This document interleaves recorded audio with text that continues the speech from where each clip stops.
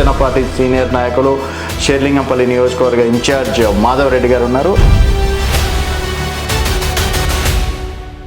తెలంగాణలో మీరు పుట్టి తెలంగాణలో చాలా పార్టీలు ఉన్నాయి, అయినా కూడా జనసేన పార్టీలకు ఎందుకు వెళ్తున్నారు? పవన్ కళ్యాణ్ గారు పార్టీ పెట్టిన తర్వాత నేను వెళ్తాను రాజకీయాల్లో అంటే మా నాన్నగారు ఆలోచించకుండా ఓకే వెళ్ళు అన్నారు. ఎందుకంటే ప్రజల్లో ఆ నమ్మకం ఉంది. ప్రాంతం చూడడు, ఒక వ్యక్తికి ఆపద ఉందంటే ఆదుకునే వ్యక్తి పవన్ కళ్యాణ్ గారు.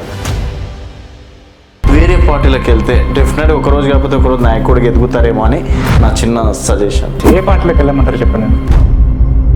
కాంగ్రెస్ అవినీతి, బొగ్గు స్కాము, స్కాము, గన్నుల స్కాము, ఇలా ఎన్ని స్కాములు జరిగినాయి కాంగ్రెస్ ప్రభుత్వంలో. అది బీఆర్ఎస్ ప్రభుత్వం తెలంగాణ అనే నిదానం పెట్టుకొని అలాంటి తెలంగాణ ఉద్యమాన్ని టీఆర్ఎస్ మేమే తెచ్చినాం చెప్పుకుంటూ 10 సంవత్సరాలు పబ్బం గడిపింది. మన 2 తెలుగు రాష్ట్రాల్లో ఉన్న ఒకే ఒక రాజకీయ పార్టీ జనసేన పార్టీ. మిగతా అన్నీ కూడా కంపెనీలు, పెట్టుబడి పెట్టాలి, సంపాదించుకోవాలి.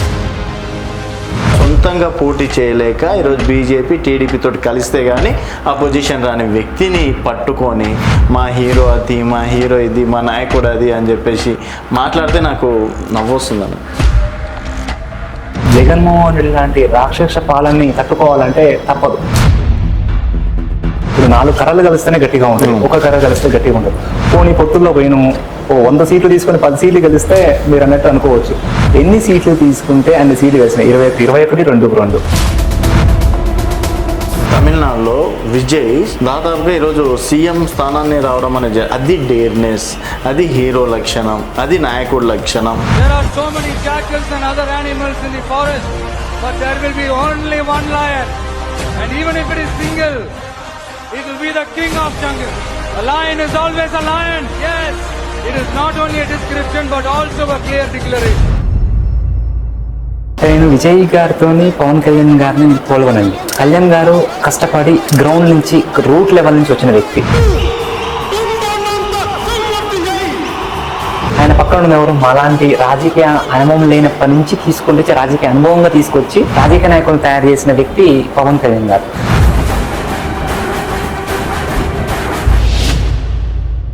విజయ్ గారిని 100% రెస్పెక్ట్ చేస్తాం, ఆయన విక్టరీని కంగ్రాచులేషన్ చెప్తాం.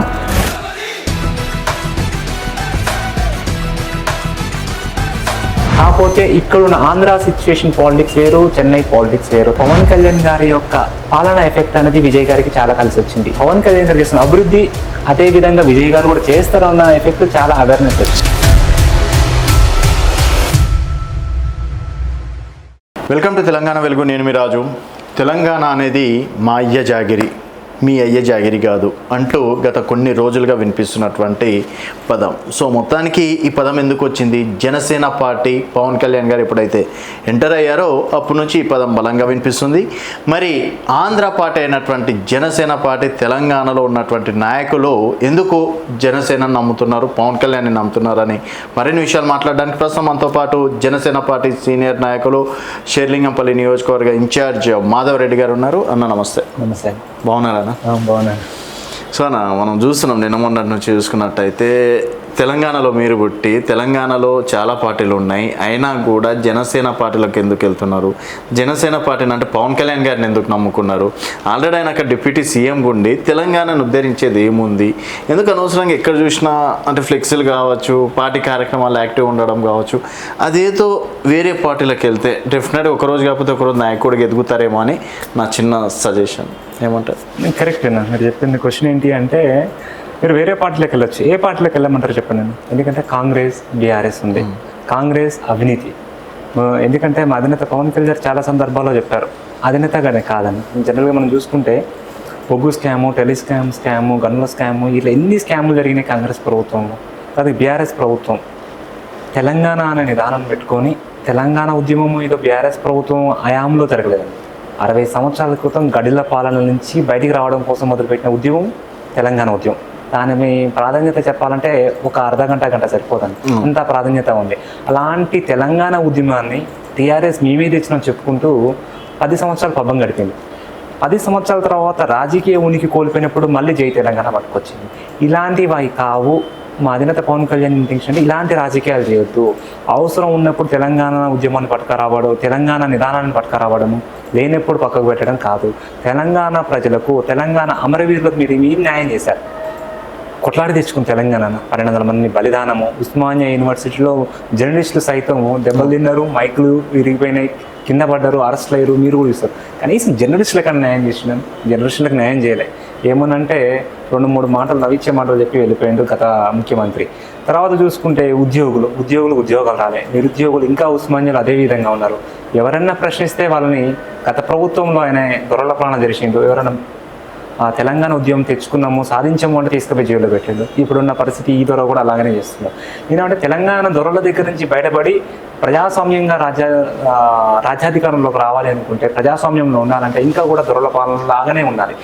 ముఖ్యంగా మా అధినేత పవన్ కళ్యాణ్ గారు ఏం చెప్తున్నారు అంటే, ఈ బలిదానాలు ఎవరైతే జరిగినా వాళ్ళ దగ్గర కనీసం మీకు వాళ్ళకు న్యాయం చేశారా, మీకు వాళ్ళ దగ్గర లిస్ట్ ఉందా అని అడిగారు. అంటే పొన్నం ప్రభాకర్ గారు మీకేం పని ఉంది ఇక్కడ, మీరు ఎందుకు వస్తున్నారు అంటే, మా అధినేత పవన్ కళ్యాణ్ గారు అతన్ని అన్నారు, నీ అయ్యే జాగిరా అన్నారు. ఎస్, ఎవరి పొన్నం ప్రభాకర్ గారి యొక్క అయ్యే జాగిరి కాదు ఇది, తెలంగాణ ప్రజలు అందరి అయ్యే జాగిరి తెలంగాణ. కానీ మీరు దాన్ని ఒక్క వర్డుని పట్టుకొని కాంట్రవర్సీ చేస్తారు. నేను పొన్నం ప్రభాకర్ గారు మాట్లాడే దాంట్లో ప్రతిరోజు 10 పదాలను తప్పు పట్టవచ్చు, సెంటెన్స్ మొత్తం చూడాలి. ఒకటే పదాన్ని పట్టుకుంటే రోజు మనం కొట్టుకోవడం అయ్యేది. సో ఇలాంటి వాటికి అతీతంగా మాట్లాడి ప్రజలు ఉపయోగపడి చేయండి. తెలంగాణ ప్రజల్లో మనం విడుగు బడ్జెట్లు ఇచ్చిన తెలంగాణ ఈరోజు అప్పుల పాలు చేశారు. పోనీ రైతులకు ఉపయోగపడిందా లేదు, విద్యార్థులకు ఉపయోగపడిందా లేదు, యువతకు ఉపయోగపడిందా లేదు, నీళ్లు నిధులు వనరులు అన్నవి ఏమున్నాయి? ఈరోజు నల్గొండ ప్రాంతానికి పోతే మళ్ళీ ఒకటే పంట పండించుకుంటున్నారు, సెకండ్ పంటకు నీళ్లు లేవు. రైతు బంధువా ఎగ్గొట్టేశాడు, రావట్లేదు. పింఛన్లా సగం మందికి పైన తీసేసిండు. దళిత బంధువు పెట్టిండు, బీఆర్ఎస్ కార్యకర్తలకు దళిత బంధువు ఇచ్చిండు. ఇట్లా ప్రతిదీ కరప్షనే ఉంది. ఆ కరప్షన్ నుంచి విముక్తి కలగాలంటే జనసేన లాంటి ట్రెడిషనల్ పాలిటిక్స్ వాళ్ళు రాజకీయాల్లోకి రావాలి. ఎందుకంటే మీరు అన్నారు వేరే పార్టీలో పోవచ్చు అన్నారు, నేనే ఉన్నానన్న. నాకు రాజకీయాలు అంటే అంత ఇష్టం లేని వ్యక్తిని రాజకీయాల్లో తీసుకొచ్చి, రాజకీయాల్లో కొన్ని శిక్షణలు ఇచ్చి ఈరోజు నియోజకవర్గ ఇన్ఛార్జిగా తీసుకొచ్చాను. అదే బయట పార్టీలలో నియోజకవర్గ ఇన్ఛార్జి కావాలంటే మినిమం లక్షల రూపాయలు ఖర్చు పెడితే తప్ప ఈరోజు ఇన్ఛార్జ్ చేయరు. అలాంటిది నాకు ప్రాధాన్యత ఇచ్చి నన్ను రాజకీయాల్లో తీసుకొచ్చారు. ఎందుకంటే మా తాత కమ్యూనిజం పార్టీ స్వతంత్ర సమర యోధుడు, కమ్యూనిజంలో చాలా యాక్టివ్గా ఉన్నారు.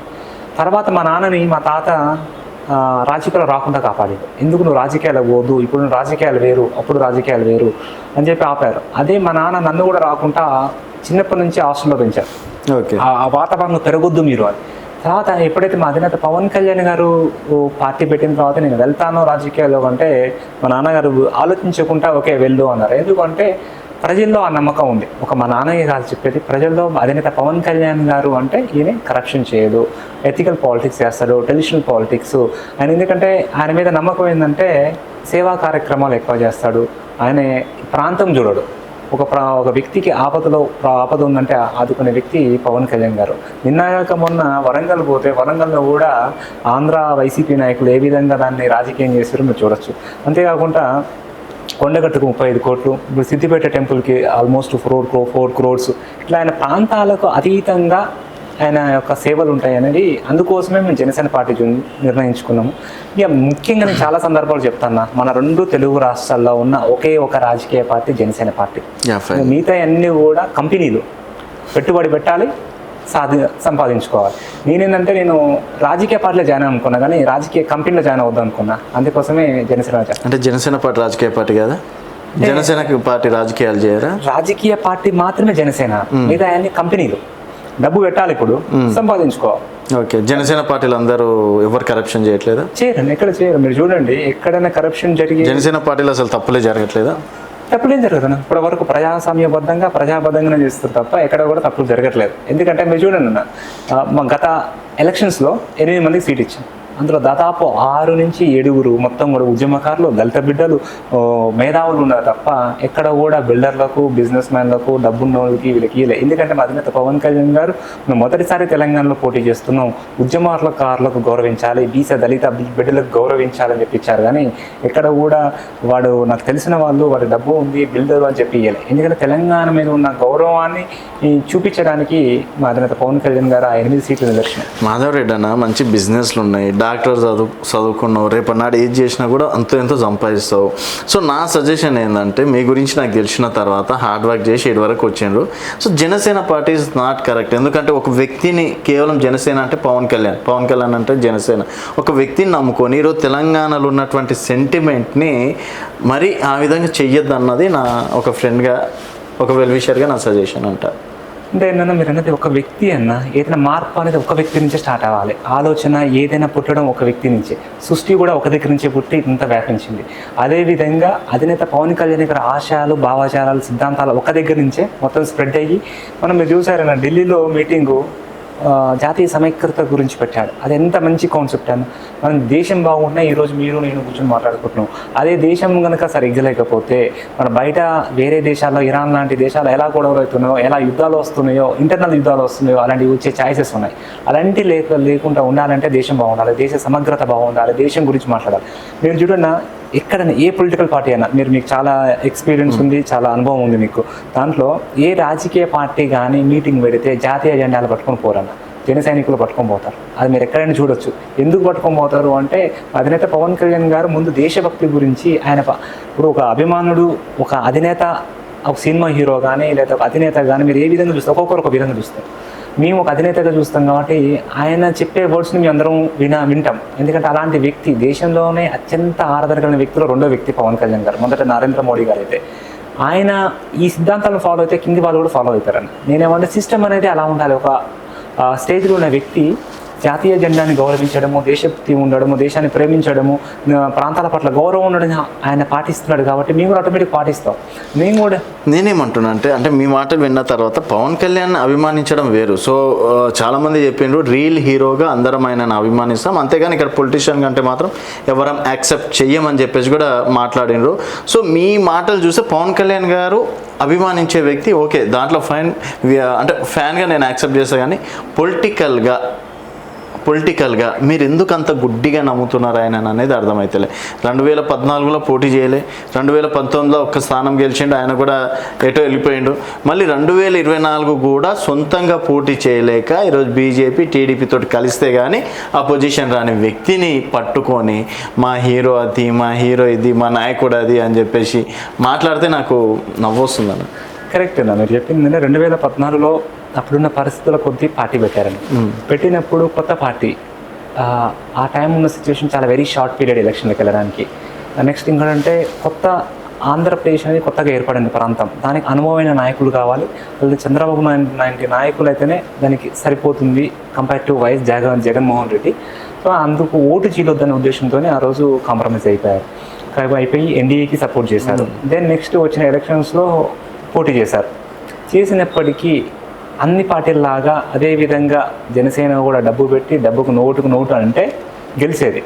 అధినేత పవన్ కళ్యాణ్ గారు 2 చోట్ల ఓడిపోయినప్పటికీ ప్రజా సమస్యలే నాకు ముఖ్యం, అధికారం ముఖ్యం కాదు అని చెప్పి అదే 5 సంవత్సరాలు ఇంకొంచెం స్పీడ్ పెంచి మళ్ళీ ఎలక్షన్స్కి వచ్చారు. వచ్చినప్పుడు 2024లో పొత్తుల్లో పోవాల్సి వచ్చిన సందర్భం ఉందన్న. ఎందుకు సందర్భం వచ్చిందంటే, జగన్మోహన్ రెడ్డి లాంటి రాక్షస పాలనని తట్టుకోవాలంటే తప్పదు. ఓకే, ఇప్పుడు 4 కర్రలు కలిస్తేనే గట్టిగా ఉంటుంది, ఒక కర్ర కలిస్తే గట్టిగా ఉంటుంది. పోనీ పొత్తుల్లో పోయినాము, 100 సీట్లు తీసుకొని 10 సీట్లు గెలిస్తే మీరు అన్నట్టు అనుకోవచ్చు. ఎన్ని సీట్లు తీసుకుంటే అన్ని సీట్లు గెలిచినాయి, 21, 2-2. దీనేమంటే దేశ చరిత్రలోనే ఇంతవరకు ఎక్కడ లేని రికార్డు సాధించింది ఈ జనసేన పార్టీ. సో మీరేమో రికార్డ్ అంటుండ్రు. తమిళనాడులో విజయ్ 2 సంవత్సరాల ముందు పార్టీ పెట్టి దాదాపుగా ఈరోజు సీఎం స్థానాన్ని రావడం అనేది, అది డేర్నెస్, అది హీరో లక్షణం, అది నాయకుడి లక్షణం అని చెప్పేసి బయట చాలామంది అంటుంటారు. సో విజయ్కి ఉన్నంత స్టామినా, విజయ్కి ఉన్నంత డేర్నెస్, విజయ్కి ఉన్నంత తెగింపు కూడా పవన్ కళ్యాణ్కి లేదనుకోవచ్చు. నేను విజయ్ గారితో పవన్ కళ్యాణ్ గారిని నేను పోల్వనండి, కంపేర్ చేయను. ఎందుకంటే ఎందుకన్నా ఇక్కడ పవన్ కళ్యాణ్ గారిని దేవుడిగా పూజిస్తారు కదా, దేవుడు అని రక్తం చిందించుకుంటారు కదా, అట్లాంటి ఫ్యాన్స్ ఉండగా కూడా ఎందుకు పవన్ కళ్యాణ్ గారిని యాక్సెప్ట్ చేయట్లేదు? చెప్తాను ఎందుకంటే అన్న, ఒకటే రీజన్. ఎందుకంటే కళ్యాణ్ సార్కి విజయ్ గారికి చాలా తేడా. కళ్యాణ్ గారు కష్టపడి గ్రౌండ్ నుంచి, రూట్ లెవెల్ నుంచి వచ్చిన వ్యక్తి. ఆయన పక్కన ఉన్న ఎవరు, మాలాంటి రాజకీయ అనుభవం లేనప్పటి నుంచి తీసుకుంటే రాజకీయ అనుభవంగా తీసుకొచ్చి రాజకీయ నాయకులను తయారు చేసిన వ్యక్తి పవన్ కళ్యాణ్ గారు. విజయ్ గారి దగ్గర చూడండి, పక్కన చుట్టుపక్కల వాళ్ళందరూ కూడా వేరే పార్టీ జంపింగ్లు, 5 సార్లు 8 సార్లు ఎమ్మెల్యే చేసిన వాళ్ళు ఉన్నారండి పక్కన. సరే ఒకరిద్దరికి ఇది వృత్తి చేనేత వృత్తులకు వీళ్ళకు వాళ్ళకి ఇచ్చారు, నేను కాదనట్లే. కానీ మెజారిటీ ఆఫ్ పార్ట్ ఏంటంటే అంతా కూడా జంపింగ్లో ఉన్నారు. ఒక రాజకీయ పార్టీని 12 సంవత్సరాలు నడిపించాడు అంటే మీరు వైఎస్ఆర్ గవర్నమెంట్లో ఒక సిచ్యువేషన్లో తెలంగాణ నుంచి ఆంధ్రాకు పోతుంటే కోదాడ దగ్గర ఆపారు. ఎందుకు ఆంధ్రాకి రాకుండా అంటే వాళ్ళ యొక్క రాక్షసత్వం ఎలా ఉంది, దేనికి పోతున్నారు అంటే ఆయన పార్టీ ఆఫీస్కి ఆయన పోతున్నాడు. పార్టీ ఆఫీస్కి నువ్వు రావద్దు అంటే చంద్రబాబు గారు అరెస్ట్ అయినప్పుడు అలాంటి పాలన తట్టుకోవడం అంటే అంత ఈజీ కదన్నా. నేనంటే విజయ్ గారిని 100% మేము రెస్పెక్ట్ చేస్తాం, ఆయన విక్టరీని కంగ్రాచులేషన్ చెప్తాం. కాకపోతే ఇక్కడున్న ఆంధ్ర సిచ్యువేషన్ పాలిటిక్స్ వేరు, చెన్నై పాలిటిక్స్ వేరు, తమిళనాడు ప్రజలు వేరు. వాళ్ళు ఏంటంటే ఇక్కడ మా అధినేత పవన్ కళ్యాణ్ గారి యొక్క పాలన ఎఫెక్ట్ అనేది విజయ్ గారికి చాలా కలిసి వచ్చింది. ఎందుకంటే ఇద్దరు మైండ్ సెట్ సిమిలర్గా ఉంటాయి. అంటే యంగ్ జనరేషన్ జంజీని ఇద్దరు సపోర్ట్ చేస్తున్నారు అని చెప్పేసి మన పవన్ కళ్యాణ్ గారు చేస్తున్న అభివృద్ధి అదే విధంగా విజయ్ గారు కూడా చేస్తారన్న ఎఫెక్ట్ చాలా అవేర్నెస్ వచ్చింది. పవన్ కళ్యాణ్ గారు అంటే నేనేమంటాను యంగ్ జనరేషన్ కావాలన్న పాలిటిక్స్ ఎవరైనా కేటీఆర్ కానీ పవన్ కళ్యాణ్ గారు కానీ మన విజయ్ గారు కానీ ఇంకెవరైనా కావచ్చు, యంగ్ జనరేషన్ని పార్టీ యాక్సెప్ట్ చేస్తారు, యూత్ అనేది యాక్సెప్ట్ చేస్తుంది. సో అదేవిధంగా వాళ్ళకి ఎగ్జాంపుల్గా ఇప్పుడు మన పక్క రాష్ట్రాలు తమిళనాడు ఆంధ్రప్రదేశ్ పక్కన ఆనుకొనే ఉన్నాయి. సో ఇక్కడ పవన్ కళ్యాణ్ గారి అభివృద్ధి అనేది ఆయన మీద ఎంతో కొంత ఎఫెక్ట్ పడింది. సరే అని ఇది ఒక్కటి చెప్పండి, దమ్ముందా పవన్ కళ్యాణ్ గారు రేపు 2029లో ఒంటరిగా పోటీ చేస్తే గెలుస్తారని? అన్న నేనేమంటానంటే ఒంటరిగా పెద్ద పెద్ద నేషనల్ పార్టీలు, జాతీయ పార్టీలు, కాంగ్రెస్, బీజేపీ లాంటి పెద్ద పెద్ద పార్టీలే కొన్ని సందర్భాలు పొత్తులు పెట్టుకోవాల్సి వస్తాయి. ఎందుకు పొత్తులు పెట్టుకోవాల్సి వస్తుంది అంటే పొత్తు అనేది అప్పుడున్న రాజకీయాలు, అప్పుడున్న సమస్యలు, అప్పుడున్న సిచ్యువేషన్ బట్టి మనం పొత్తులకు వెళ్ళాల్సి వస్తుంది. అంటే ఇప్పుడు మనం కూటమిని విడగొట్టి ఒకరు పోవడం అనేది కరెక్ట్ కాదు. ఎందుకంటే కలిసి ఉంటే కలదు సుఖం అని మనం చిన్నప్పటి ఇక్కడ ఏంటంటే కలిసి ఉండొద్దు అని వైఎస్ఆర్సీపీ లాంటి జగన్మోహన్ రెడ్డి వాళ్ళు అనుకుంటారు. కాదు నా ఇంటెన్షన్ ఏంటంటే జగన్మోహన్ రెడ్డి గారికి నేను చెప్పేది ఏంటి అంటే వాళ్ళ పార్టీ వాళ్ళకి ఏంటంటే మీరు ఎన్డీఏ కూటమిని విడగొట్టడం కన్నా మీరు ఏ విధంగా ప్రజా సమస్యల మీద ప్రశ్నించగలుగుతారు. మా అదంతా పవన్ కళ్యాణ్ గారు 5 సంవత్సరాలు ప్రజా సమస్యల మీద రోడ్డు మీద ఎక్కి ప్రశ్నించారు. మనం ఏంటంటేనా సరే ఏపీ రాజకీయాలు పక్కన పెడితే తెలంగాణలో జనసేన పార్టీ వచ్చి చేసేది ఏముంటుంది? జనసేన పార్టీ ఏం చేస్తుందంటే గత 12 సంవత్సరాల నుంచి గత పాలకులు ఇప్పుడు పాలకులు ఏం చేయలేదు చేయాలని అంటే ఏం చేయలేరన్న. ఈరోజు ఇప్పుడు కాంగ్రెస్ ప్రభుత్వం ఉంది, ఫ్రీ బస్సు మహిళలకు ఇస్తుంది, కోటీశ్వరాలను చేస్తా అని చెప్పేసి కొంతమందిని అంతో ఎంతో రుణాలు ఇవ్వడం కావచ్చు, తర్వాత బస్సులు ఇవ్వడం కావచ్చు, పెట్రోల్ బంకులు పెట్టడం కావచ్చు. సో మహిళా సాధికారత కోసం ఏదో చేస్తుంది, ఫ్రీ విద్యుత్ కావచ్చు 200 యూనిట్ల వరకు, 500 గ్యాస్ సిలిండర్ కావచ్చు, తర్వాత రైతులకు 12,000 రూపాయలు రైతు భరోసా కావచ్చు, 2 లక్షల రుణమాఫీ కావచ్చు, తర్వాత ఒక్కొక్క రంగానికి ఏదో రకంగా ఇప్పటివరకు 60-70 వేల ఉద్యోగాలు కావచ్చు, ఏదో ఒకటి చేస్తుంది. పెట్టుబడి విషయంలో కావచ్చు, భారత్ ఫ్యూచర్ సిటీని నిర్మించడం కావచ్చు. సో చేస్తున్నప్పటికీ ఇంకా మీరు వచ్చి ప్రత్యేకించి చేసేది ఏముంటుంది? సరే మాకు ప్రాంతీయ పార్టీ అంటారా, బీఆర్ఎస్ పార్టీ ఉంది, సో ప్రాంతీయ పార్టీకి ఓటేస్తాం, లేదా national party sir BJP Congress ఉంది, అక్కడ సైడ్ చూస్తాం.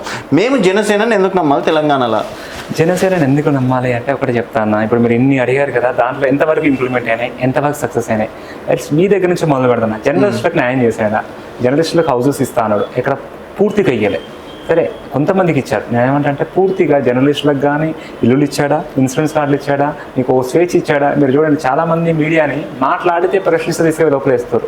ఈ అన్నిటికీ ఏంటంటే మా అధినేత పవన్ కళ్యాణ్ గారు ప్రజాస్వామ్యాన్ని కాపాడడానికి తెలంగాణకు అవసరం.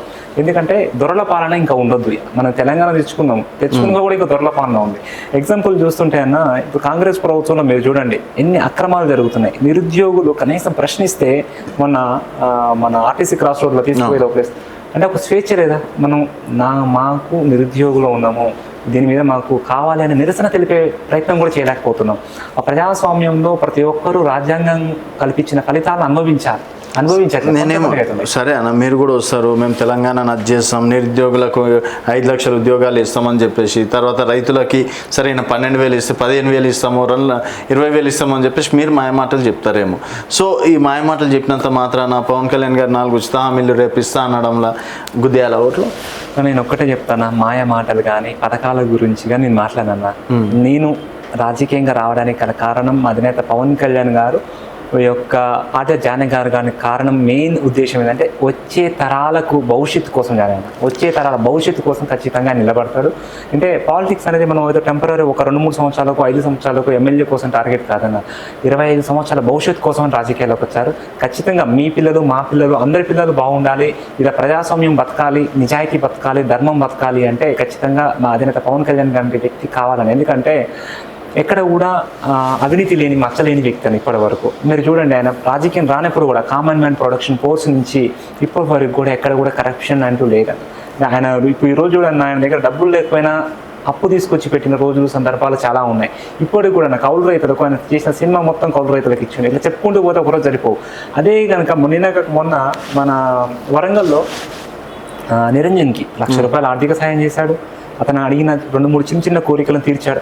అదే కాంగ్రెస్ నాయకులు మీ దృష్టికి వచ్చిందిగా, ఇప్పుడు సమస్య బయటికి వచ్చింది కదా, మీరన్న పోయి ఎవరన్నా ₹1,00,000 సాయం చేసిరా? ఇప్పుడు ఎవరు మహేష్ కుమార్ గౌడ్ కానీ, లేకపోతే పొన్నం ప్రభాకర్ గారు కానీ, లేకపోతే అనిరుత్ రెడ్డి, వీళ్ళు ముగ్గురు ఏమైనా కళ్యాణ్ గారు ఏమనగానే ఊరికి వస్తారు. అనిరుత్ రెడ్డి మీ మీడియాలో ఏమన్నా ఇల్లు మొత్తం చూపించుకున్నాడు, నేను వెండి మంచాల్లో పడుకుంటా, వెండి బాత్రూంలో పోతాను చూపించుకున్నాను. ఒక మంచం ఇయ్యరాదు ఆయనకి నిరంజన్కి? పాపం అతని చివరి ఏదో ఆర్థికంగా సాయం ఉంటుంది మనకు. ఏంటంటే తల్లిదండ్రులకు కూడా ఒక ధైర్యం ఇచ్చి ఉంటాయి. కానీ వీళ్ళందరన్నా మైక్లో ముందుకు వచ్చి మాట్లాడతారు కానీ ప్రాక్టికల్గా చేయరు. ₹1,00,000 ఒక ఎమ్మెల్యే పెద్ద సమస్య కాదన్నా. మీరు నెల జీతం ఇవ్వండి, మీ కాంగ్రెస్ ఎమ్మెల్యేల నెల జీతం ఇవ్వండి, అతను ఆర్థికంగా బలపడతాడు, మెరుగైన వైద్యం అందుద్ది. లేదంటే మీరు మంచి విదేశాలకు పంపించి అతను వైద్యం చేయించండి కాంగ్రెస్ ప్రభుత్వంలో డబ్బు బాగుంటే. నేనేమంటే ఇలాంటి ఆలోచనలు కాంగ్రెస్ ప్రభుత్వానికి వేరే రాజకీయ పార్టీలకు రావు. మా అధినేత పవన్ కళ్యాణ్ గారికి మాత్రమే సాధ్యం. ఎందుకంటే చిన్న పిల్లవాడి కోసం ఇప్పుడు తెలంగాణలో వెళ్ళి, తెలంగాణ ఆంధ్ర ప్రాంతం చూడకుండా వెళ్ళి పరామర్శించి అతను చిన్న కోరికలు తీర్చి అతనికి మనోధైర్యాన్ని పెంచాడు. అన్న ఇంకోటి ఏంటంటే, సరే మనం తెలంగాణలో ఉన్నాం కాబట్టి తెలంగాణ ఉద్యమాలు మనం చేసినాం, తెలంగాణ లాఠీ దెబ్బలు మనం తిన్నాం, తెలంగాణ కోసం జైలుకి వెళ్ళినాం. సో తెలంగాణ అస్తిత్వం మనకు తెలుసు కాబట్టి తెలంగాణోడే రేపు రాజకీయాలు ఉంటే ఏ పార్టీ అయినా పర్లేదు. సో మనకి తెలంగాణ కష్ట సుఖాలు పోరాటాలు అవన్నీ తెలుసు కాబట్టి తెలంగాణకు న్యాయం చేస్తాడు. తెలంగాణ కోసం పవన్ కళ్యాణ్ ఏం చేసిందని చెప్పేసి రేపు పవన్ కళ్యాణ్ కోట్లు వేద్దాం. ఎస్ కరెక్టేనా. 2009లోనే సామాజిక తెలంగాణకు నేను సైతం అని చెప్పి ముందుకు వచ్చిన వ్యక్తి మన పవన్ కళ్యాణ్ గారు అన్న. తెలంగాణ గురించి ఆంధ్రప్రదేశ్కి వెళ్ళి తెలంగాణ జై తెలంగాణ అన్న వ్యక్తి మన పవన్ కళ్యాణ్ గారు. నేను తెలంగాణ యొక్క పోరాట స్ఫూర్తిని చూసి పార్టీ పెట్టినాను అన్న వ్యక్తి పవన్ కళ్యాణ్ గారు. ముందు జనసేన పార్టీ పుట్టడానికే తెలంగాణ యొక్క పోరాట యోధుల యొక్క స్ఫూర్తి అని చెప్పారన్న. ఇంకంతకన్నా ఏం కావాలి, తెలంగాణకి ఏం చేసేదాన్ని. ప్రతిసారి కూడా కవులు, కళ, సంస్కృతులు, మన తెలంగాణ సంప్రదాయాలను ప్రతిసారి గౌరవించే వ్యక్తి పవన్ కళ్యాణ్ గారు. గద్దరన్నకు విషయం నుంచి మొదలు పెడితే ఇప్పటి వరకు కూడా ప్రతిసారి తెలంగాణను గౌరవించే వ్యక్తి పవన్ కళ్యాణ్ గారు. ఇది మొన్నదాకా ఒక సంవత్సరం క్రితం కూడా పిఠాపురంలో సభలో కూడా మొట్టమొదటిగా మాట్లాడిన తెలంగాణ గురించి. తెలంగాణ అనేది సెంటిమెంట్, తెలంగాణ యొక్క సంస్కృతులు అంటే ఆయనకు చాలా ఇష్టము, పాటగా యాస అంటే చాలా ఇష్టం. అన్నిటిని పక్కపెట్టి తెలంగాణ మీద ఇష్టం అంటే ఏంటి, ఒక 4 సార్లు మాట్లాడితే కాదన్న, అది గుండెల్లోంచి ఉండాలి, మనసు నుంచి రావాలి. అవన్నీ కూడా మాత్రం పవన్ కళ్యాణ్ గారికి దృఢంగా ఉన్నాయన్న, ఇప్పటికీ ఉంటాయి. వాళ్ళు మీరైతే నమ్ముతున్నారా? నేను 100% నమ్ముతున్నా కాబట్టి ఈ పార్టీలో పర్ఫెక్ట్ గా పవన్ కళ్యాణ్ గారు న్యాయం చేస్తారు అన్న. మాకు అధినేత పవన్ కళ్యాణ్ గారు ఖచ్చితంగా 200% న్యాయం చేస్తారు. ఆ కాన్ఫిడెన్స్ ఉంది 200% అన్న, పక్కా డౌటే లేదు. అసలు డౌటే లేదు. తెలంగాణలో దోచుకోవడానికో పెట్టుబడులు పెట్టడానికో ఉన్న ఆస్తులు కాపాడుకోవడానికి అట్లాంటివి అయితే ఏం లేవు కదా. ఏమున్నాయి ఆయన ఆస్తులు, ఆయనంతా ఓపెన్ బుక్ అన్న. ఆయనది ఆస్తులు ఓపెన్ బుక్. ఎందుకంటే ఆయన వచ్చే ఒక్కొక్క సినిమాకు ఎంత అమౌంట్ తీసుకుంటారో ఓపెన్గా ఆయనే బహిర్గతంగా మచిలీపట్నంలో చెప్పారు. చెప్పినాక ఇంకేముంది, ఎవరు చెప్పే ధైర్యం ఏదైనా రాజకీయ పార్టీకి నాయకుడికి ఉందా? ఎవరికి లేదని. నేనేమంటున్నా అంటే మేము సంపూర్ణంగా ఆయన నమ్మినాము, సంపూర్ణంగా ఆయనతో నడుస్తాము. ఎప్పటి నుంచి ఉన్నారు పవన్ కళ్యాణ్ తోటి? నేను 2020 నుంచి జనసేనలో ఉన్నాను. 2020 నుంచి జనసేనలో ఉన్నాను. నేనేం మమ్మల్ని జనసేన పార్టీకి వచ్చాక స్టెప్ బై స్టెప్ అన్న. ఫస్ట్ నేను షేర్లింగంపల్లి కోఆర్డినేటర్, తర్వాత ఇన్ఛార్జి, అలా స్టెప్ బై స్టెప్ ఎదుర్కొంటూ వచ్చినాం పార్టీలో, జనసేనలో.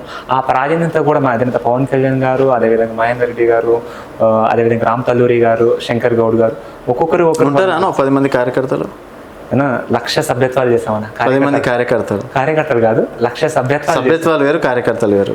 అదే మాధవ్ రెడ్డి గారు పిలుపు 100 మంది వస్తారా ఇప్పుడు? ఎందుకు రారన్న?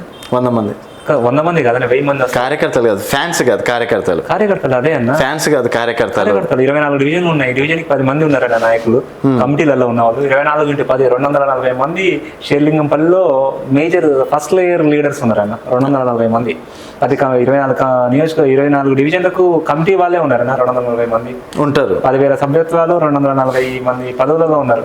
షేర్లింగంపల్లిలో 240 మంది అయితే 8కి పిలిచిన వస్తారు కదా, వస్తారు, ఖచ్చితంగా వస్తారు. ఎటువంటి స్వార్థం లేకుండా, ఎటువంటి స్వార్థం లేకుండా వస్తారు. ఇంకొకటి మేజర్ 240 మంది, సరే ఇంత పెద్ద నియోజకవర్గం పక్కన పెట్టారు, ఆ 240 మంది నాన్న మీరు నమ్ముతున్నారా?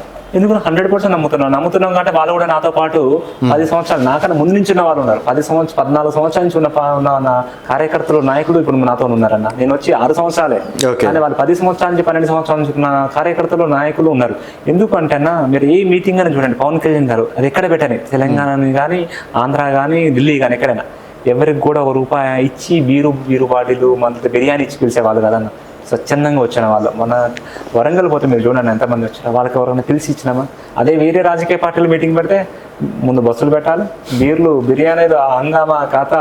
ఎందుకు మన చాలా సందర్భాల్లో మన మీడియాలో చూసామన్నా, మీటింగ్ అయిపోయింది డబ్బులు అయిపోతే కూడా పడ్డారు. కానీ అదే మా అధినేత పవన్ కళ్యాణ్ ఎక్కడ చెప్పండి అన్న, కనీసం వచ్చిన వాళ్ళకు భోజనం, అది కూడా లిమిటెడ్ భోజనం, లైక్ ఏంది వెజ్ బిర్యానీ లేకపోతే పులిహోర, మన ఆకలి తీర్చుకున్నానికి. కానీ ఈ విధంగా కాదు. ఇప్పుడు అలాంటి పాలిటిక్స్కి ఎగనెస్ట్ మేమన్నా. నేనేంటంటే మేము ఫస్ట్ నుంచి కూడా ఒకటే అన్న, జాతీయ భావం.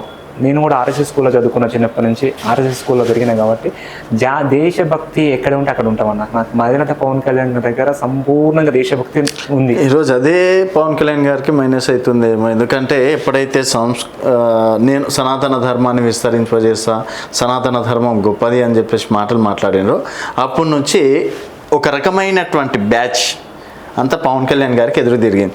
అదే అప్పట్లో నేను కమ్యూనిస్ట్ భావజాలం నుంచి వచ్చిన, నాకు చేగువేర్ అంటే ఇష్టం, నేను చేగువేరని ఇన్స్పిరేషన్గా తీసుకొని పెరిగిన అంటే అప్పటి వరకు ఎవరు సపోర్ట్ చేయలేదు.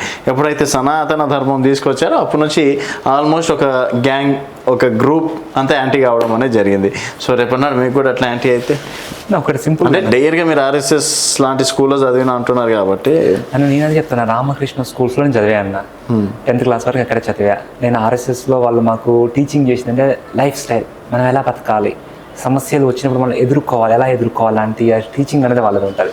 ఎందుకంటే వాళ్ళు మెయిన్ అన్నిటికన్నా దేశము, అటు ఫస్ట్ దేశం తర్వాతనే ఏదైనా చెప్తారు. ఇప్పుడు ఎగ్జాంపుల్ మన భారతదేశం ఒక ఇల్లు అనుకుందాం అన్న, ఆ ఇంటిలో ఒక రూమ్ గులగొడతాను, ఒక రూమ్ ఉంచుతానంటే కరెక్ట్ కాదన్న. సో మిగతా రాజకీయ నాయకులు అదే చెప్తున్నారు. మా అధినేత పవన్ కళ్యాణ్ నా ఇల్లు అంతా బాగుండాలి, ఇల్లులో ఒక పక్కన కూలిపోతే మీతో ఇది కూడా కూలిపోద్ది అనేది మా అధినేత పవన్ కళ్యాణ్ యొక్క ముఖ్య ఉద్దేశం. సనాతన ధర్మం అంటే ఒక హిందూ మతాన్ని సపోర్ట్ చేయడం కాదన్న, మనం ఎలా బతకాలి, మన లైఫ్ స్టైల్ ఏంటి, మనం ఎట్లా ఉండాలి అనేది మన భారతదేశ నాగరికత కన్నా ముందు పుట్టినది సనాతన ధర్మం. చాలా పురాతనమైనది మన లైఫ్ స్టైల్. దాంట్లో హిందువుగా నువ్వు హిందువా, ఓకే, క్రిస్టియన్ని మిగతా మతాలని గౌరవించు, ముస్లిమా, ఓకే, మిగతా మతాలని గౌరవించు, నీ మతంలో నువ్వు ఉండు, కానీ పక్క వాళ్ళని కించపరచొద్దు, వాళ్ళని అగౌరవంగా ఉంచకూడదు అనే సనాతన ధర్మం చెప్తుందన్న. మన లైఫ్ స్టైల్ గురించి చెప్పేది ఏంటంటే, ఇక్కడ ఏంటంటే సనాతన ధర్మం బోర్డు కనుక ఏర్పడితే వీళ్ళు మతాల మధ్యలో గొడవలు పెట్టడం తగ్గిపోద్ది మిగతా పార్టీలకు, అది పోతే వీళ్ళకి పని ఉండదు. ఓకే, అందుకోసం సనాతన ధర్మాన్ని అడ్డుకునే వ్యక్తులు కొంతమంది ఉన్నారు. బట్ ఏదైనప్పటికీ ధర్మాన్ని కాపాడే వ్యక్తి కావాలి మన దేశానికి, అది ఎవరైనా. సరే అన్న, ఇప్పుడు షేర్లింగంపల్లి రేపు నిలబడితే గెలుస్తారా?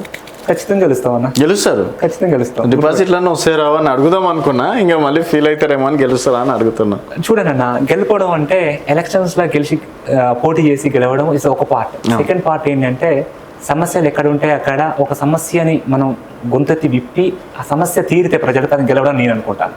ఎందుకంటే చాలామంది ఓన్లీ గెలవడం కోసం ఎమ్మెల్యే అవ్వాలి, కార్పొరేటర్ అవ్వాలి, తర్వాత తన్నుకోవాలి. ఇది ఇప్పుడున్న ప్రజాస్వామ్యంలో ఉన్న సిచ్యువేషన్, రాజకీయ నాయకుల సిచ్యువేషన్. నా ఇంటెన్షన్లో గెలవడము అంటే ప్రజలకు ఏ విధంగా మనం ఉపయోగపడము, 4 మంచి పనులు చేద్దాం, లేదా మనం 4 మంచి చెప్దాం, మన వల్ల ఒక్కరు ఉపయోగపడితే చాలు, అది నేను గెలవడం అనుకోవడం. కాకపోతే ప్రజాస్వామ్యంలో పెద్ద ఎత్తులో మార్పు చేయాలంటే మనం ప్రజాప్రతినిధులై ఉండాలి. దానికోసం జనసేన పార్టీ ఖచ్చితంగా ఫైట్ చేస్తుంది.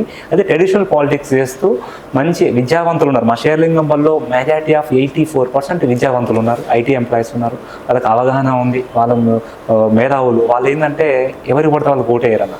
ఇంతకుముందు వరకు ఓకే, ఇప్పుడున్న గాంధీ గారు చూడండి అన్న, ప్రస్తుత గాంధీ గారు ఏ పార్టీ అని చెప్పలేకపోతారు. మీరు నన్ను మీ ఎమ్మెల్యే ఏ పార్టీ అదే అర్థం అనుకున్నా.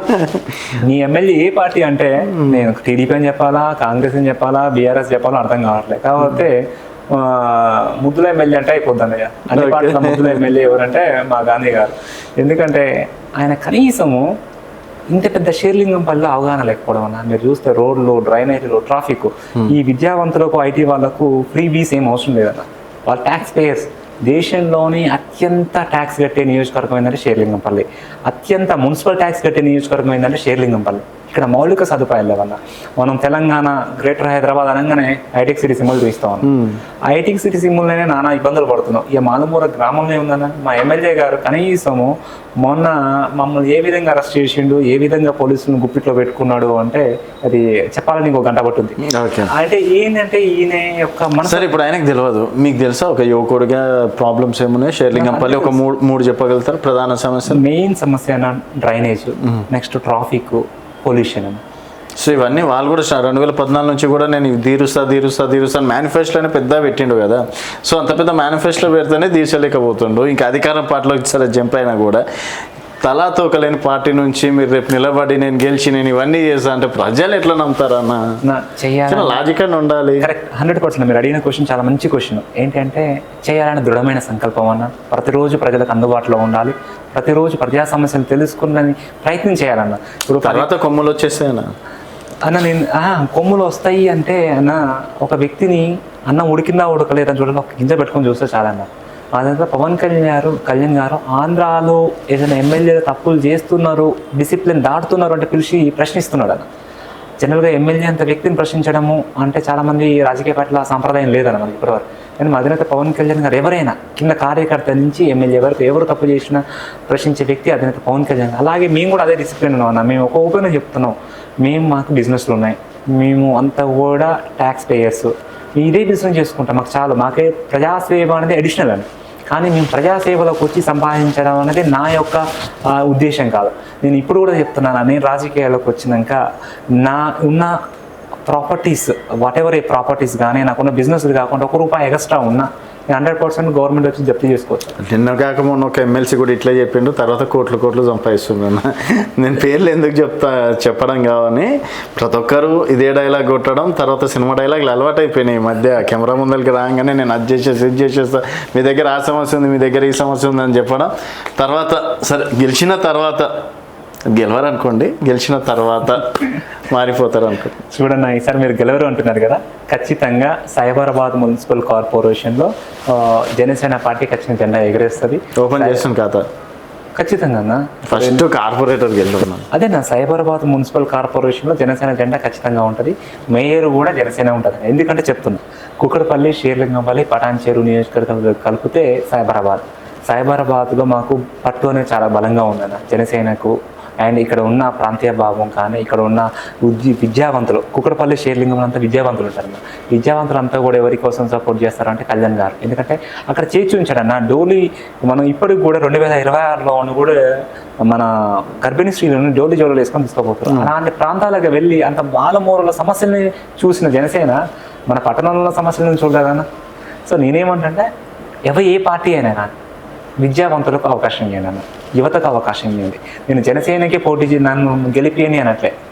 మీకు కాంగ్రెస్ పార్టీలో కానీ బీఆర్ఎస్ పార్టీలో కానీ ఆ నిలబడ్డ వ్యక్తి మీకు న్యాయం చేయగలుగుతాడు, మీకు నేర చరిత్ర లేదు, కరప్షన్ హిస్టరీ లేదు, మీకు ప్రజాసేవలు ప్రజలకు అందుబాటులో ఉంటాడు అంటే గెలిపించండి.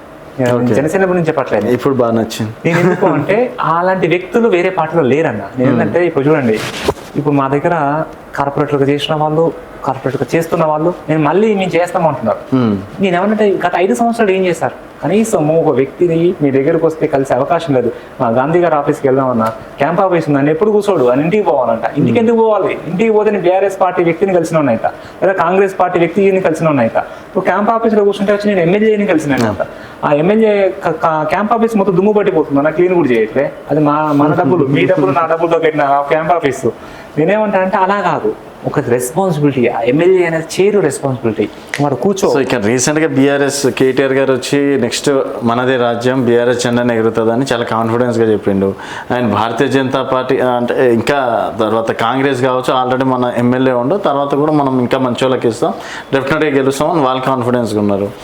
మీ అధినేత కూడా రాలేరు, ఇంకా జస్ట్ మీరు ఒక ఇన్ఛార్జ్ వెళ్ళి ప్రాబ్లమ్స్ 4-5 చెప్పినంత మాత్రం ప్రజలు మీకు సపోర్ట్ చేస్తారు. అంటే నా రాజ్యం అంటే ప్రజల రాజ్యం అన్న. బీఆర్ఎస్ రాజ్యం రాదు, ప్రజల రాజ్యం. అది ఎవరు వచ్చినా కూడా ప్రజల ద్వారా ఎన్నుకున్న వాళ్ళు ప్రజారాజ్యం. కానీ బీఆర్ఎస్ రాజ్యం అంటే మీరు చూడండి, గత 10 సంవత్సరాలు ఏం చేశారన్న షేర్లింగంపల్లి మీరు చెప్పండి. లింగంపల్లి బ్రిడ్జి, కుక్కడపల్లి మన కొండాపూర్ నాలా, ఈ ట్రాఫిక్, ఈ రోడ్లు 9 ఎన్ని రోజులు అయినా చూడండి మీరే. మన ముందు రోడ్డు ఏంటంటే ఇలా చెప్పుకుంటూ 100 సమస్యలు ఉన్నాయి. 10 సంవత్సరాలు నాకు చేతగాలే, నేను చేయలేదు. కానీ మళ్ళీ వచ్చి 5 సంవత్సరాలు కాంగ్రెస్ చేయలే, నేను చేస్తాను అంటే కరెక్ట్ అన్న. నేనేమంటున్నా అంటే ప్రజల్ని మభ్యపెట్టద్దు, ఎస్పెషల్లీ షేర్లింగంపల్లి ప్రజల్ని మభ్యపెట్టద్దు. ఎందుకంటే అందరూ విద్యావంతులు, ఐటీ ఎంప్లాయీస్, మంచి ట్యాక్స్ పేయర్స్. వీళ్ళని కూడా మీరు పక్కదారి పట్టియద్దు. మీరు పక్కదారి పట్టించే పట్టరు ప్రజలు. ఎందుకంటే వీళ్ళు చైతన్యవంతులు. మీరు పోయి మాలమూ గ్రామంలో వ్యక్తులకు చెప్తే సరే వాళ్ళకి ఇక్కడ ఏం జరుగుతుందో రియాలిటీ తెలియదు కాబట్టి నమ్ముతారేమో. కానీ వీళ్ళు మన క్యాపిటల్ నడిబొడ్డులో ఉన్న వ్యక్తులు, వీళ్ళు నమ్మరండి. ఓకే, సో ఓవరాల్గా పవన్ కళ్యాణ్ గారి గురించి ఒక్క మాట చెప్పాలంటే ఏం చెప్తారు ఫైనల్గా? బెస్ట్ లీడర్ ఇన్ వరల్డ్ అన్న. వరల్డ్ నాకు వరకు. ఎందుకు అంటే చెప్తా, ఇలాంటి కరప్షన్ లేని వ్యక్తి కనుక ఇంకొక 2 దశాబ్దాలు కనుక పాలిస్తే మన భారతదేశానికి మనం సింగపూరు, జర్మనీ, లండన్ లాంటి దేశాలతో పోటీ పడవచ్చు. ఎందుకు అంటే కరప్షన్ లేకపోతే ఆటోమేటిక్ డెవలప్ అవుతామన్నా. ఎందుకంటే ప్రతి ఒక్క వ్యక్తి కరప్షన్. ఈ రోజు అన్న బర్త్ సర్టిఫికేట్ పోదాం, డబ్బులు కావాలి. ఎందుకంటే నేనే ఉన్నా మన రీసెంట్గా ఒక సమస్య మీద పోయా జిహెచ్ఎంసీ ఆఫీస్. కానీ మనం సాయంత్రం కలుద్దాం అంటే నేను ఏ విధంగా అది పట్టుకపోయింది అంటే రూట్ లెవెల్స్ పట్టుకుపోయింది. దాన్ని క్లీన్ చేయాలంటే 1 సంవత్సరంలోనో 1 టర్మ్లో చేయలేము. ఒక 20 సంవత్సరాల సమయం మినిమం పడుతుంది. మేబీ ఎర్లీగా అయితే ఇప్పుడున్న జనరేషన్ అంతా కూడా జెన్జీ వస్తే వీళ్ళందరూ ఇలాంటి వాటికి ఎగనెస్ట్గా ఉన్నాం. ఇప్పుడు మీ పిల్లలు కానీ మన పిల్లలు కానీ ట్రాఫిక్ జామ్ అయితే ఉన్న పొలిటీషియన్ వచ్చి మీటింగ్ పెట్టి ట్రాఫిక్ జామ్ అయితే మీ పిల్లలు మన పిల్లలు మనం కూడా తిట్టుకుంటాం. ఆ జనరేషన్ స్టెప్ బై స్టెప్ మారుతుంది. ఇప్పుడు చూడన్నా బస్తీ దవాఖానాలు ఉన్నాయి. ఇప్పుడు నాకు దగ్గు ఉంది, కొంచెం ఫీవర్ ఉందన్న, ఇప్పుడు బస్తీ దవాఖానా పోవాలంటే కనీసం అక్కడ ఎవరు లేరు, పోలేని పరిస్థితి. ప్రైవేట్ హాస్పిటల్లో పోవాలి. నేనేమంటే మౌలిక సదుపాయాలు కల్పించండి. ప్రభుత్వం ఏం చేయొద్దన్న. నేనేమంటే ప్రజలకు సిటీలో కానీ విలేజ్లో కానీ మౌలిక సదుపాయాలు, వైద్యము, నీరు, డ్రైనేజీ, ట్రాఫిక్, బేసిక్ అవేర్నెస్ ఇవి కల్పిస్తే ప్రజలకు అందుబాటులో ఉండాలి. ప్రజాప్రతినిధులు ఈ బేసిక్ సదుపాయాలు ఉంటే దేశం ఖచ్చితంగా వేరే అగ్రదేశాలతో మనం పోటీ పడవచ్చు. సో రేపు మీ షేర్లింగంపల్లిలో ఉన్నారు క్యాండిడేట్స్ 8 కార్పొరేటర్ క్యాండిడేట్స్? ఖచ్చితంగా ఉన్నారన్న. కొన్ని చోట్ల అయితే బలమైన క్యాండిడేట్లు ఉన్నాయి, ఉద్యమకారులు ఉన్నారు. ఈసారి మొత్తం కూడా ఉద్యమకారులు భుజాన్ని వేసుకుంటున్నారా గెలిపించే బాధ్యత? ఖచ్చితంగా తీసుకుంటా నేను. ఎంతమంది గెలుస్తారు అనుకుంటున్నారు? ఎంతమంది అనేది మా అధినేత పవన్ కళ్యాణ్ గారు ఒకటే చెప్పారన్న, మనం రాజకీయాల్లో చేయాల్సిన ముఖ్య ఉద్దేశం ప్రజలకు అందుబాటులో ఉండాలి, ప్రజా సమస్యలను గొంతెత్తండి. సో మీరు అనుకుంటారు కదా ఇంతమంది గెలుస్తారు మా వాళ్ళు అని చెప్పేసి? ఇప్పుడైతే చందానగర్ సర్కిల్లో ఉన్న ఈజీగా 3 నుంచి 4 గెలుస్తారు. మనం కూర్చునేది చందానగర్ సర్కిల్లో కూర్చున్నాం. మియాపూర్ సర్కిల్లో కనీసం ఒక 3 డివిజన్లు అయితే ఈజీ గెలుస్తాయి. ఆఫీస్పేట, మియాపూర్, మదీనా కూడా అక్కడ ఎలాంటి వ్యక్తులు నిలబడ్డా, ఎంత పెద్ద నాయకులు నిలబడ్డా, జనసేన ఈ 3 చోట్ల అయితే మాకు చాలా బలంగా ఉంది. ఎందుకంటే ప్రతి చోట కూడా మంచిగా 2,500-3,000 సభ్యత్వాలు, 2,500 సభ్యత్వాలు దానికి అయినాయి. కాబట్టి ఖచ్చితంగా ఈ 3 చోట్ల గెలుస్తారు. మా దగ్గర సభ్యత్వం అంటే ఇదో చిట్టి రాసి ఇచ్చిపోవడం కాదన్న. 400 రూపాయలు వాళ్ళు పే చేసి ఇన్సూరెన్స్ వస్తుంది. 5 లక్షల ఇన్సూరెన్స్ తీసుకున్న వ్యక్తులు అన్న. ఇప్పుడు సామాన్యులు 400 రూపాయలు తీసి పార్టీ సభ్యత్వం తీసుకున్నారంటే వాళ్ళు ఏ విధమైన కరడు పెట్టిన జనసైనికులని మీరు గుర్తించవచ్చు అన్న. నేను మిగతా పార్టీల సభ్యత్వాన్ని నేను కించపరచను, కానీ మా సభ్యత్వానికి చాలా ప్రాధాన్యత ఉంది. ఎందుకంటే వాళ్ళు జన సైనికులు అంటే సైనికులే నిజంగా. దేశం కోసం ఎలాగైతే పోరాడుతారో సైనికులు, అదే పార్టీ కోసం పోరాడే సైనికులు వీళ్ళు. ఎందుకంటే 400 రూపాయలు పే చేయడం అనేది ఇంత ఈజీ కాదు. అండ్ ఇన్సూరెన్స్ కూడా అలాగైనా. రీసెంట్లీ ఎవరిని చనిపోయారు, మా కార్యకర్త చనిపోతే 5 లక్షల రూపాయలు ఆ ఫ్యామిలీకి ఇస్తే వాళ్ళకి తెలియదు ఇన్సూరెన్స్ విషయం. తీసుకుపోయి ఇస్తే వాళ్ళ ఆనందం చూడాలన్న. అంటే మనం వ్యక్తిని తీసుకురాలేము, కానీ వాళ్ళకి బేసిక్ నీడ్స్ మనం అరేంజ్. వాళ్ళ పిల్లలు ఉన్నారు, సార్ మీరు ఇచ్చారు, దీనివల్ల కళ్యాణ్ గారు ఇచ్చారు, దీనివల్ల మా పిల్లల ఎడ్యుకేషన్కి యూజ్ అవుతాయి, నేను దీనివల్ల ఒక చిన్న షాప్ పెట్టుకుంటాను కిరాణం, దాంట్లో అమౌంట్ని మా పిల్లలను చదివించినట్టు, ఆయన లేకున్నా కూడా ఆ పిల్లల చదువు ఆధారపడకుంటాయిందని ఆమె చెప్పిన గిరిజన మహిళ నాకు చాలా లోపల నుంచి అనిపించింది. అంటే ఏ పార్టీ కూడా వస్తారు, చనిపోతే వస్తారు, దండేస్తారు, వెళ్ళిపోతారు. అది కాదు, వాళ్ళ పార్టీకి భరోసా ఉండాలి అనే ఉద్దేశంతో 5 సంవత్సరాల క్రితం ముందు పెట్టిన పాలసీ. నేను ఏమంటా అంటే ఇట్లా జనసేన నాయకులకు అండగా ఉంటారన్న. ఇంకోటి తెలంగాణలో ఏంటంటే, మన తెలంగాణలో ఒక ఎగ్జాంపుల్, జనసేన పార్టీ అధికారంలోకి వస్తే ఎవరు ఉంటారన్న, ముఖ్యమంత్రి తెలంగాణ వ్యక్తి ఉంటారు, మన తెలంగాణ పౌరులే ఉంటారు. కానీ ఎగ్జాంపుల్ అది మేబీ వార్డు మెంబర్ నుంచి ముఖ్యమంత్రి వరకు ఎవరు ఉంటారు, తెలంగాణ పౌరులే ఉంటారు. పవన్ కళ్యాణ్ గారు వచ్చి కూర్చోరు, వేరే మహారాష్ట్ర నుంచి వచ్చి కూర్చోరు, వేరే వారు కూర్చోరు. ఇప్పుడు రాహుల్ గాంధీ గారు వచ్చి కూర్చుంటారు, మన రేవంత్ అన్న కూర్చుంటారు, తెలంగాణ బిడ్డ. అదే విధంగా రేవంత్ రెడ్డి గారు కనుక ఏ విధంగా కష్టపడి వచ్చారో, ఆయన మేము పార్టీ పరంగా కాకుండా వ్యక్తిగతంగా చూసుకుంటే, ఆయన పొలిటికల్ హిస్టరీ చూసుకుంటే ఈజ్ ఎ లీడర్. జడ్పీటీసీ నుంచి ముఖ్యమంత్రి కష్టపడిండు. మనం కాలేమో, మనం చేయలేమో అనుకుంటే ఆయన జడ్పీసీ కానీ ఆగిపోయేవాడు. కానీ జనరల్ గా జడ్పీసీ వ్యక్తి ఒక ఎమ్మెల్యే కాడికి వచ్చి ఆగిపోయిన సిచ్యువేషన్ చాలా, కానీ ముఖ్యమంత్రి వరకు రాదు. కానీ ఆయన గ్రౌండ్ లెవెల్ నుంచి వ్యక్తి, ఆయన ఇన్స్పిరేషన్ గా తీసుకోవాలి మన అందరం. ఎందుకంటే ఆగిపోతాము, మన గోల్స్ లేవు, మనం గెలుస్తామా, పోటీ చేస్తామా అనుకుంటే చేయలేమన్నా. ఆయన ముఖ్యమంత్రి అయితానని ముందే చెప్పిండు 5 సంవత్సరాల క్రితం, మీ మీడియాలో చెప్పిండు 5 సంవత్సరాల క్రితం నేను ముఖ్యమంత్రి అయితా అన్నాడు. అంటే ఆ రోజు నవ్వుకున్నాం అందరం. ఆయన దృఢమైన సంకల్పం ఉంది కాబట్టి కాగలిగారు. సో అలాగే మేము కూడా జనసేన ఏంటి అంటే, ఖచ్చితంగా తెలంగాణలో అధికారంలోకి వస్తుంది, ప్రజా సమస్యల మీద ప్రశ్నిస్తుంది.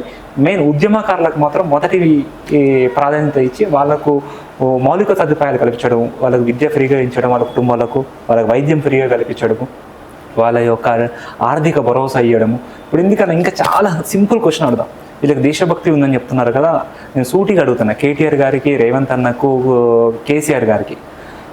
మొగలయ్య మీరు అందరికీ ఆయనకు పద్మశ్రీ ఇచ్చి మన భారతదేశ ప్రభుత్వము గౌరవంగా సన్మానించింది. అలాంటి వ్యక్తికి ఈరోజు తెలంగాణలో ఒక గవర్నమెంట్ అలాట్ చేసిన ల్యాండ్లో లీగల్గా ఫైట్ చేస్తున్నాం. దానికి మీరు ఎందుకు సపోర్ట్ చేయట్లే? బుద్ధి సిగ్గు ఉండాలన్న మన కాంగ్రెస్ నాయకులు అందరికీ, అన్ని పార్టీ నాయకులకు. ఆయన సమస్య తీర్చండి ఫస్ట్. ఆయన సమస్య తీరిస్తే దేశ భక్తిని మనం కాపాడుకున్నాం అనుకో. ఒక భారతదేశ ప్రభుత్వము, మన ఇండియన్ గవర్నమెంట్ ఆయనకు సన్మానించింది, గౌరవించి ఒక భూమి ఇస్తే ఆ భూమిని కాపాడుకోలేకపోతున్నాడు. మన యొక్క తెలంగాణ యొక్క సిస్టమ్ ఎలా ఉంది, మన తెలంగాణ రాజకీయము ప్రభుత్వం ఎలా నడుస్తుంది, తెలంగాణ ప్రభుత్వం ఎలా నడుస్తుంది అని చెప్పడానికి మొగలయ్య గారి యొక్క ఎగ్జాంపుల్ సరిపోతుంది. ఆయన ఆర్థికంగా సపోర్ట్ లేకపోతే ఈరోజు జనసేన ఆయనకు అండగా ఉందని. నేనేమంటున్నా అంటే, అలాంటి వ్యక్తులను కూడా గౌరవించాలి. కనీసం సామాన్య వ్యక్తులను, పద్మశ్రీ లాంటి వ్యక్తులను గౌరవించాలని నేను మీడియా ముఖంగా రాష్ట్ర ప్రభుత్వాన్ని, దేశ ప్రభుత్వాన్ని, మన నరేంద్ర మోడీ గారిని, అలా రేవంత్ అన్నను కూడా కోరుతున్నా. రాహుల్ గాంధీ గారు మీరు దేశభక్తి అని అంటారు, మా దగ్గర మొగలయ్య ఇబ్బంది పడుతున్నాడు, మీరు ఒకసారి మీ కాంగ్రెస్ మహేష్ గౌడ్ గారికి ఇలా చెప్పి ఎవరైతే ఉన్నారో ఆటంకులు కనిపిస్తున్నాయో వాళ్ళని తొలగించి ఆయనకు ఇల్లు కట్టుకునేగా ప్రభుత్వం తరఫున ఇల్లు కట్టించండి. దాన్ని మేము కూడా సపోర్ట్ చేస్తాం. ఆ ఇల్లుకి ఆర్థికంగా అంటే వ్యక్తిగతంగా నేను కూడా సపోర్ట్ చేస్తాను. సో ఫైనల్గా మీ షేర్లింగంపల్లి ప్రజలకు ఏం చెప్తారన్న? ఒకటే మాట అని చెప్పేదాన్ని, షేర్లింగంపల్లి ప్రజలు చెప్పేది అంటే, అత్యధికంగా ట్యాక్సులు కడుతున్న నియోజకవర్గం షేర్లింగంపల్లి. మన షేర్లింగంపల్లి మనమే బాధ్యత తీసుకోవాలి. ప్రతి ఒక్కరు ఏదో రాజకీయ నాయకులు వచ్చి ఏదో హంగామా చేస్తారంటే నమ్మద్దు. ఎందుకంటే మన బాధ్యత, మనం ఒక్కరం కూడా, మనం ట్రాఫిక్లో వెళ్తున్నాము, మనం డిసిప్లిన్ పాటిద్దాం. ఆపోజిట్లో వెళ్తాం, మనం ఒక వెహికల్ అంటే ఒకటి వెళ్ళాలి, ఆపోజిట్లో వెళ్తాం, అది మన కానించే డిసిప్లిన్ అనేది స్టార్ట్ అవ్వాలి అనేది నేను ఫస్ట్ రిక్వెస్ట్ చేసేది. సెకండ్ వన్ అంటే, కరప్షన్ చేయని నాయకులను ఎన్నుకోండి, యంగ్ లీడర్స్ని ఎన్నుకోండి, విద్యావంతులను ఎన్నుకోండి. ఆటోమేటిక్గా మనం కరెక్ట్ లీడర్లు ఎన్నుకోవడం. మీరు ఏ పార్టీయా పక్కకు పెట్టండి, కాకపోతే యంగ్ లీడర్షిప్ కావాలి, విద్యావంతులు కావాలి, కరప్షన్ లేని వాళ్ళు కావాలనేది నా యొక్క ముఖ్య ఉద్దేశం. వచ్చే ఎలక్షన్లో ఖచ్చితంగా వాళ్ళు మా మేధావులు మంచి వాళ్ళని ఎన్నుకుంటారు. Thank you so much. So ఇది మాధవ్ రెడ్డి గారితో స్పెషల్ చిట్ చాట్. మరొక మళ్ళీ వెళ్దాం. చూస్తూనే ఉండండి తెలంగాణ వెలుగు.